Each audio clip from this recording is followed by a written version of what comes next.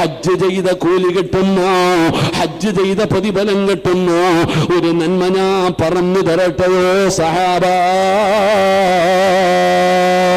ഹജ്ജിന്റെ കൂലി കിട്ടുന്ന ഒരു നന്മ ഞാൻ നിങ്ങൾക്ക് പറഞ്ഞു തരട്ടെയോ? സഹീഹ് മുസ്ലിമിലെ ഹദീസാണ്.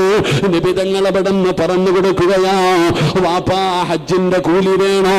ഹജ്ജിന്റെ കൂലി കിട്ടുന്നവര് നന്മ പറഞ്ഞു തരട്ടെയോ? ഫർദ് നമസ്കാരം കഴിഞ്ഞു, പറഞ്ഞു സുബ്ഹാനല്ലാഹ്, അൽഹംദുലില്ലാഹ്, അല്ലാഹു അക്ബർ. ഹജ്ജിന്റെ കൂലി കിട്ടുന്ന ഒരു നന്മയാ നിസ്കാരം കഴിഞ്ഞിട്ട് ഈ 3 ദിക്ർ പറയല്. അള്ളാഹു നമുക്ക് ഈമാൻ തരുമാറാകട്ടെ. ഉറക്കെ പറ, അല്ലാഹു ഈമാൻ തരുമാറാകട്ടെ. ഒക്കെ പറയാൻ ആർക്കാ സമയം? അതൊന്നും പറയാൻ ആർക്കും സമയമില്ലടോ.